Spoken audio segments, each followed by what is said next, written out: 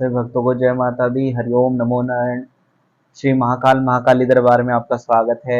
आज एक यूनिक और आपके लिए बहुत फायदेमंद एक कंटेंट लेके आए हैं कि अगर आपके अंदर कोई शक्ति आती है तो उस शक्ति का सदुपयोग कैसे करें और उसको दुरुपयोग होने से कैसे बचाएं। और कोई शक्ति अगर आती है तो उससे उसको शक्ति पे नियंत्रण कैसे करना है, उस शक्ति को कैसे अपने वचनों में लेना है, ये सारी चीजें मैं आपसे डिस्कस करूंगा। क्योंकि अगर कोई महाशक्ति आती है तो उससे खिलवाड़ ना करें। अगर आप उसके साथ खिलवाड़ करते हैं तो आप स्वयं विनाश को आमंत्रण दे रहे हैं। आ बैल मुझे मार जैसी कहावत जो सिद्ध होती है कि अगर आप उसके साथ खिलवाड़ कर रहे हैं तो खिलवाड़ कैसे होते हैं। अगर कोई महाशक्ति के आपको झटके लगते हैं, आपको अनुभव होता है कि हमारे शरीर, अगर कोई भजन कीर्तन होता है तो हमारा शरीर थोड़ा हिलने डुलने लग जाता है, या हमें पूजा करते समय उबासियां आती हैं या आंखों से आंसू आते हैं। विशेष रूप से अगर किसी देवी देवता की कृपा आपके ऊपर है, आपको ऐसा लगता है कि उन देवी देवताओं के जब भी हम शब्द रूप का रसपान करते हैं, हम कोई भजन सुनते हैं, तब हमें थोड़ा उनके बारे में अनुभव होने लग जाते हैं, या हमारे शरीर में कोई हाजिरी पेशी जैसा कुछ भी उनको अनुभव होना होता है। तो उस चीज को सामान्य ना लें, क्योंकि ये महाशक्ति जो भी होती हैं वो किसी विशेष रूप से ही किसी जो पुरुष शक्ति है या किसी स्त्री का क्या शरीर है जो उसको उसका चयन करती है, किसी विशेष रूप से करती है। ये किसी भी आम साधारण जन पर ऐसे आशीर्वाद या कृपा नहीं करती। अगर आपके ऊपर इस प्रकार की कोई कृपा हो रही है भगवती की या किसी देवता की, तो आप अपने आप को बिल्कुल भी साधारण ना समझे। आप ये समझे कि मैं माता रानी ने या माँ भगवती ने या किसी देवता ने, गुरु गोरखनाथ जी ने, जहारवीर गोगा जी ने, पंच बावरियों ने, माँ पाथरी वाली, अगर किसी भी शक्ति ने, माँ मशाणी है, माता चौक चौराहे वाली है, माता शीतला है, अगर इन शक्तियों ने मुझे चुना है तो मैं अपने आप में खास हूँ। दूसरा, माँ ने मुझे अपनी सेवा के लिए चुना है, लोक कल्याण के लिए, जगत कल्याण के लिए चुना है।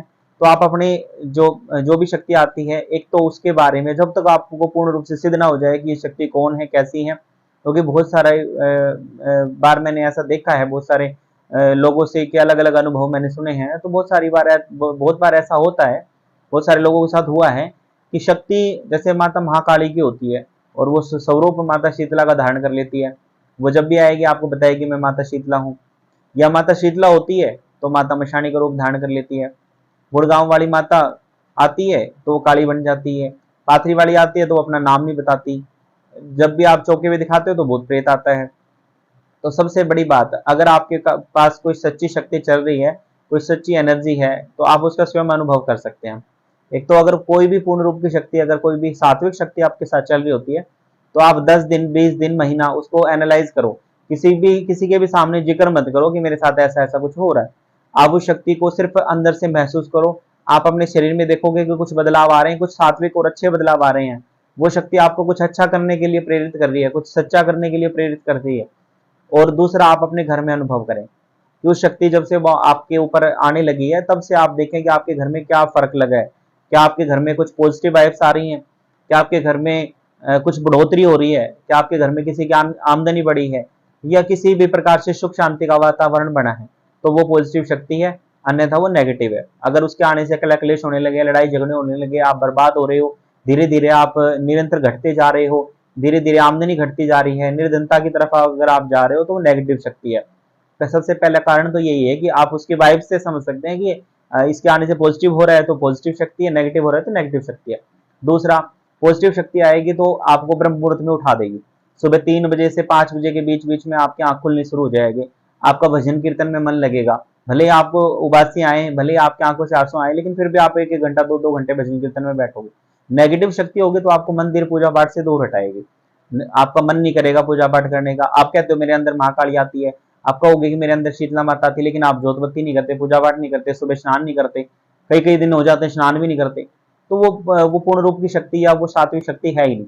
वो नेगेटिव शक्ति है। आपका जो भी है, आपको वो विचलित कर रही है, आपको भ्रमित कर रही है। माता शीतला या गुड़गांव वाली मसाणी माता या फिर माता महाकाली का नाम लेके वो शक्ति आपको भ्रमित कर रही है। वो किसी जिन मिशान की, भूत प्रेत की या कुष्मांड की कोई शक्ति हो सकती है। आप उसका एनालाइज करें, और कोई भी एक्सपर्ट है, कोई भगत है, साधक है, गुरुजन है, कोई सिद्ध महात्मा है, आप उनकी सलाह लें कि मेरे साथ ऐसा हो रहा है। लेकिन कोई भी शक्ति होती है, उसको परिपक्व होने में कम से कम 1.25 महीने लगता है। आप 1.25 महीने तक उस शक्ति के बारे में कोई भी किसी प्रकार से उनके बारे में बताई ना, क्योंकि अगर सात्विक शक्ति होती है, अच्छी शक्ति होती है, जैसे कुछ सिद्ध पीर होते हैं, अगर उनकी शक्ति होती है और आप एक आदमी से 2 आदमी ज्यादा अगर आप उनका बखान करते हैं तो वो पीछे हट जाते हैं, वो आपको बताते नहीं है। माता मशाणी की शक्ति होती है, अगर वो आपके शरीर पे आंशिक रूप से आना शुरू हुई है और आपने ज्यादा उनका प्रचार कर दिया या अपने शरीर को शुद्ध नहीं रखा तो वो भी पीछे हट जाती है। एक गुड़गांव वाली शीतला माता होती है, अगर आप 10 दिन 20 दिन के अंदर अंदर ही लोगों में प्रचार करना शुरू कर दो कि मेरे साथ ऐसा ऐसा अनुभव हुआ है, ये हुआ वो हुआ, तो वो भी पीछे हट जाती है। एक माता महाकाली की ही शक्ति ऐसी है कि अगर आप उसके बारे में प्रचार भी करते हैं तब भी वो पीछे नहीं हटती। तो जो भी शक्ति हो, जब तक आपको पूर्ण रूप से पता नहीं होता तब तक आप उसके बारे में कोई भी रिस्क आपको नहीं लेना चाहिए। दूसरा, 1.25 महीने तक किसी भी भगत साधक के पास ना जाएं। बहुत स्पेशली समझा रहा हूँ, किसी भी भगत साधक के पास ना जाएं। आप खुद एनालिसिस करें, अगर पॉजिटिव कोई एनर्जी होगी तो आपको खुद ही वो महसूस कराएगी, आपको स्वप्न के माध्यम से दृष्टांत देगी, आपको आगे के लिए पूजा पाठ का माध्यम बताएगी। जो पूजा पाठ से जोड़े वो पॉजिटिव एनर्जी है, जो पूजा पाठ से तोड़े हटाए पीछे वो नेगेटिव एनर्जी है। दूसरा, जो आपको सत्कर्म पे आगे बढ़ने की सलाह दे, आपको बोले कि सुबह में जल्दी उठो, स्नान करो, जो आपके अंदर से एकदम से चेंज आने शुरू हो जाए, आप पूजा पाठ में मन लगने लग जाए, या आप मंदिर जाना शुरू कर दो, या आप बड़े हैं गुरुजन हैं जो उनके चरण दबाना, चरण छूना, माता पिता की सेवा करना, दिनों पे दुखियों पे दया करना, छोटे बच्चों के प्रति प्रेम का भाव आना शुरू हो जाए, छोटे बच्चों में कुछ दान देने की भावना आने लग जाए, तो समझना कि ये पॉजिटिव शक्ति है। और कुछ और अनुभव बताता हूँ पॉजिटिव और नेगेटिव शक्ति के। कि पॉजिटिव शक्ति अगर कोई होती है, चाहे वो किसी भी देवी देवता की शक्ति है, तो एक जो हमारे इधर हरियाणा में बहुत लोग प्रचलित है, धूणा स्थल, जो गुरु गोरखनाथ जी का होता है, तो वो सिद्ध योगियों ने वो धूणा जलाया था, वो वहां पे 24 घंटे अग्नि प्रज्वलित रहती है, तो वो पॉजिटिव ऊर्जा का एक बहुत बड़ा केंद्र है। अगर आप उसके पास जाते हैं, आपके अंदर जो भी शक्ति है आप उसका आह्वान करें, अगर वो वहां पे प्रकट हो जाती है तो वो पॉजिटिव एनर्जी है। लेकिन अगर वहां किसी सिद्ध स्थान पर जाने के बाद वो नहीं आती है तो नेगेटिव है। दूसरा, अगर वो आ जाती है तो वहां धोने के सामने आप हाथ में अपने गंगा जल लें और उनसे वचन करें कि अगर आप पॉजिटिव शक्ति हैं तो अपना नाम बताएं। दूसरा, आप उनसे पूछें, क्योंकि धोने स्थल की सौगंध देके कि आपको धोने की सौगंध है, गुरु गोरखनाथ जी की सौगंध है, आप जो भी बोलेंगे सत्य बोलेंगे तो जो भी वो बताएगी वो सच होगा। नेगेटिव शक्ति भी होगी तो भी वो आपको बता देगी कि मैं नेगेटिव शक्ति हूँ, मैं कोई महाकाली नहीं हूँ, कोई शीतला नहीं हूँ, तो वो आपको साफ साफ शुद्ध रूप में बता देगी धोने के पास बैठने से। दूसरा, गंगा क्षेत्र में अगर आप गंगा के किनारे जाके गंगा जी की सौगंध देके गंगा की तरफ हाथ करते हैं कि गंगा की तरफ हाथ करके बोल तो अच्छी शक्ति है, अगर वो गंगा की तरफ हाथ करके बोल देती है कि मैं पॉजिटिव शक्ति हूँ तो वो सच में पॉजिटिव होती है। और दूसरा, अगर वो कहती है कि नहीं मैं पॉजिटिव शक्ति नहीं हूँ, तो उसी समय उसको मान लेना चाहिए कि नेगेटिव शक्ति है, और नेगेटिव शक्ति है तो आप जितना जल्दी हो सके किसी भगत साधक गुरुजन की सहायता से उसको हटवाएं। लेकिन जो 1.25 महीने का मैंने क्राइटेरिया दिया है वो सिर्फ पॉजिटिव शक्ति को बनाए रखने के लिए दिया गया।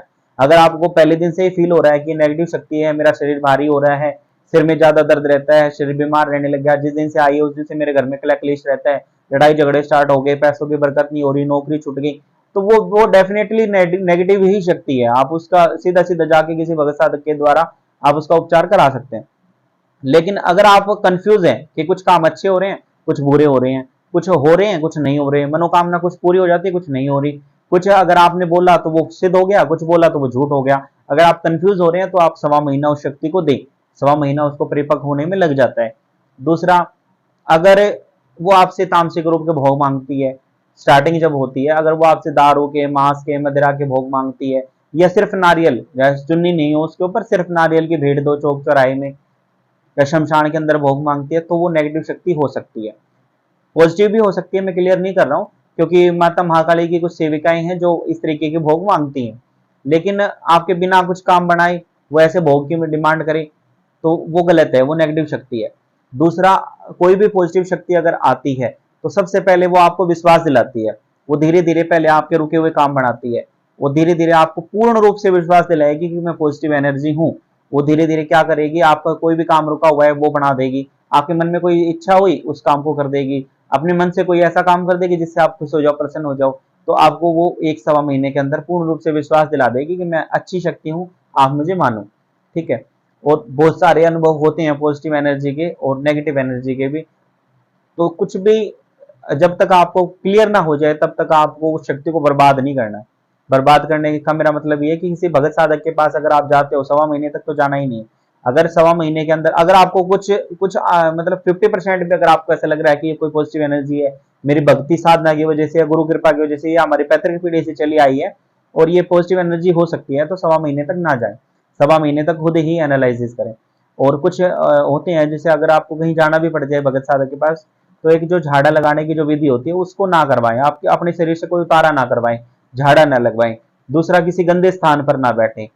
मलिन वस्त्रों का त्याग करें, मलिन वस्त्र नहीं, जो मैले वस्त्र होते हैं वो नहीं, नहाने के बाद चाहे आपने 10 मिनट पहने कपड़े तुरंत चेंज करें, दूसरे कपड़े पहने, साफ सुथरे ढंग से रहें, बिना आसन के ना बैठें। जहां कहीं भी आप बैठें तो एक कपड़ा या कोई कपड़े का बना हुआ आसन, ऊन का, कुशा का, जो भी आसन, कंबल का, जो भी आपको अवेलेबल हो वो आसन लेकर बैठें। किसी के साथ भोजन ना करें, जूठा भोजन ना खाएं, किसी के घर जाने का परहेज करें, किसी के घर के खाने का परहेज करें। जितना हो सके आप खुद अपने घर में शुद्ध सात्विक रूप से खाना खाएं। अपने बर्तनों को मिक्स ना करें किसी के साथ। जितना हो सके आप प्राइवेसी रखें अपने बर्तनों की, बर्तनों को साफ सुथरे बर्तनों में खाना खाएं। और उन्हीं बर्तनों को आप अपना रेगुलर बर्तन बनाएं कि भी इन्हीं बर्तनों को मेरे अलग रख देना, इन्हीं बर्तनों में मुझे खाना खाना है। सबके साथ जो मिक्स होते हैं बर्तन, उन बर्तनों में खाना ना खाएं। खाना खाने के ये जो मैंने नियम बताए, नहाने का और पूजा पाठ में जितना हो सके मन लगाएं। धीरे धीरे अगर पॉजिटिव एनर्जी है तो 1.25 महीने के अंदर अच्छी ग्रोथ करेगी और वो आपको अच्छी तरीके से अनुभव भी कराएगी और आगे का रास्ता भी आपका साफ करेगी, प्रशस्त करेगी आपका रास्ता, आपको आगे का रास्ता भी दिखाएगी। और जो भी नियम बताए हैं, ये नियम अगर आप फॉलो करते हो, अगर नहा रहे हो थोड़ा सा उसमें गंगा जल डाल लो, थोड़ा सा दूध डाल लो, अपनी शरीर की शुद्धि रखें। किसी भी प्रकार के कुविचार मन में ना आए, लालच मन में ना आए किसी भी प्रकार का। और अगर कोई भी भगत है, साधक है, किसी की भी कोई बुराई ना करो, चुगली मत करो, निंदा मत करो, मतलब शुद्ध सात्विक आप शरीर को रखते हो तो पॉजिटिव एनर्जी जो होती है उसको ग्रोथ करने में आसानी होती है। वो एक अच्छी, कहते हैं कि अगर कोई फसल है उसमें आप खाद पानी बीज अच्छा डालोगे तो वो बीज अच्छे से रूप से ग्रोथ भी कर पाएगा। अगर कोई कोई पॉजिटिव एनर्जी है, कोई शक्ति है, कोई सेविका है माँ की, कोई योगनी है, तो वो आपके शरीर में तभी ग्रोथ कर पाएगी जब उसको शरीर का उस तरीके का एनवायरनमेंट मिलेगा। अब ब्रह्म मुहूर्त में उठे, भगवान सूर्य को अर्घ दें, जोत बत्ती करें, पूजा पाठ करें, आरती करें, भजन सीखें, माँ के भजन गाएं, नाम संकीर्तन करें, जितनी हो सके माला रटें। तो जो भी आप अच्छे कार्य करेंगे, पवित्र कार्य करेंगे, पूजन करेंगे माँ का या भगवती का, जिस भी देवी देवताओं की आपको महसूस होता है कि उनकी कृपा आपके ऊपर है, अगर आप ऐसा करते हैं तो 1.25 महीने के अंदर आपको खुद ही क्लियर हो जाएगा। लेकिन अगर इसके विपरीत आप उसको नेगेटिव एनर्जी समझ के, वो काम भी कर रही है, कार्य भी बन रहे हैं आपके, अच्छा भी हो रहा है, लेकिन फिर भी आपको डर है कि कहीं नेगेटिव एनर्जी ना हो, ये समझ के अगर अगर आप 1.25 महीने के अंदर किसी भगत साधक के पास जाते हैं, अगर वो झाड़ा लगा के उस शक्ति को उतार लेता है तो आप जन्म जन्मांतर के लिए उस शक्ति को खो दोगे। चाहे वो पैतृक पीढ़ी से चली आई है या गुरु कृपा से मिली है या आपकी भक्ति से अर्जित हुई है, आप उसको खो दोगे। वो भगत साधक उसको रख लेते हैं, बंधन में डाल देते हैं, अपने कार्य करवाते हैं उनसे। दूसरा, अगर कोई उतारा करके वो जो भी साधक होता है वो खा लेता है तो उस शक्ति को अपने अंदर ग्रहण कर लेता है, आपके ऊपर से उतार देता है। तीसरा, अगर वो कहता है कि शक्ति का उतारा करके चौक चौराहे में दे दो, तो वो आपकी शक्ति को हटवा देता है, उतरवा देता है, या कोई अन्यत्र जगह पे शमशान में कहीं भी भिजवा देता है, या कोई भी ऐसी क्रिया करवाता है जो उस शक्ति को उतारने वाली क्रिया होती है, हटाने वाली क्रिया होती है, तो वो करवाने से आपका जीवन जो है एकदम से ये समझो नष्ट ही हो जाता है। दूसरा, शक्ति आपके ऊपर कृपा करने के लिए आई थी, आपका भाग्य बदलने के लिए आई थी, आपके घर में धन के भंडार बढ़ने के लिए आई थी, और आपने स्वयं ही अपनी एक मन में गलत विचार उठे कि कहीं नेगेटिव शक्ति ना हो, कभी मेरा ये ना हो जाए, वो ना हो जाए, उसके चक्कर में आपने उसको बर्बाद कर दिया। और शक्ति एक बार अर्जित होती है, दोबारा दोबारा नहीं आती। बहुत सारी शक्तियां ऐसी होती हैं, किसी ज्यादा प्रचार करने से, ज्यादा बोलने से उसके बारे में वो नाराज होकर चली जाती हैं, दोबारा जिंदगी में कभी आपके अंदर प्रवेश नहीं करती। बहुत सारी शक्तियां ऐसी होती हैं कि उनके उनके ऊपर आप संदेह करते हैं, शक करते हैं, तब भी वो पीछे हट जाती हैं। तो उनके ऊपर किसी प्रकार का कोई संदेह ना करें, अपने कर्मों पे भरोसा रखें। अगर आपको ऐसा लगता है कि आपने जीवन में कभी कोई पूजा पाठ नहीं करी, कोई नित्य कर्म नहीं करा, किसी गुरु से आपने आशीर्वाद नहीं लिया, कोई पैतृक पीढ़ी दर पीढ़ी आपके घर में भक्ताई नहीं हुई, और आपकी कोई भी कर्म ऐसे नहीं है कि महाशक्ति आके ऊपर आपके खुद आके आपके ऊपर कृपा करे, तो आपको अगर पूर्ण रूप से विश्वास है कि ये पॉजिटिव शक्ति हो ही नहीं सकती, तो आप पहले दिन से भी जाके इलाज करवा सकते हैं। लेकिन अगर आपको कहीं भी कुछ भी अगर ऐसा महसूस हो रहा है कि पॉजिटिव शक्ति हो सकती है, तो उसको उसको अपने विनाश में ना ले, उसको अपने फायदे में ले। जो भी कोई सिद्ध गुरु, कोई भगत, कोई अगर आपको ऐसा धर्मात्मा मिल जाता है तो उसकी सहायता से अपनी शक्ति से वचन करवाएं कि माँ जो भी शक्ति हो उनसे कि मेरे सारे कार्य करेगी, जो मैं बोलूँ वैसा कार्य करना होगा, जैसा मैं भोग दूं वैसा स्वीकार करना होगा, मेरे परिवार की रक्षा करेगी, काल मृत्यु से रक्षा करेगी। ऐसे ऐसे जो माँ से वचन लेने होते हैं। तो जो भी शक्ति अगर आपके अंदर किसी प्रकार की कोई शक्ति आती है तो 1.25 महीने तक आप खुद उनको एनालिसिस करें, खुद उसके ऊपर जो है रिसर्च करें, सोचे समझे उसको हर तरीके से, उसके हर पहलू को जाने, कितने उसने आपके कार्य बनाए, कितने गलत करे, कितने क्या किया, कब झूठ बोला, कब सच बोला, सब चीजों को एक साइड रखते हुए 1.25 महीने का कम से कम उसको टाइम दे। और अगर उसके अंदर आपके घर में कुछ अच्छे कार्य होने स्टार्ट हो जाते हैं तो उनको पॉजिटिव एनर्जी समझ के धीरे धीरे उन्हीं से दृष्टांत ले, हाथ जोड़ के सुमरण करके सोए उनका कि जो भी भगवती, जो भी शक्ति मेरे साथ चल रही है वो मुझे सपने के माध्यम से दर्शन दे, सपने के माध्यम से अपना भोग प्रसाद बताए, सपने के माध्यम से अपना उद्गम स्थान बताए, कहाँ से आई है, कैसे आई है, क्या करना चाहती है। जब आप उनसे ऐसे सवाल करते हैं तो निश्चय रूप में ही अगर कोई सकारात्मक ऊर्जा होती है तो उसमें हम आपका मार्गदर्शन करती है। ऐसा मैंने खुद भी अनुभव किया, गुरुजनों से भी सुना। और आप और ज्यादा कोई इनके बारे में अगर आप पूछना चाहते हो तो कमेंट सेक्शन में जरूर लिख के कमेंट करें। जैसा हो सकेगा अगली वीडियो में आपको और इससे भी ज्यादा जानकारी देने की कोशिश करेंगे।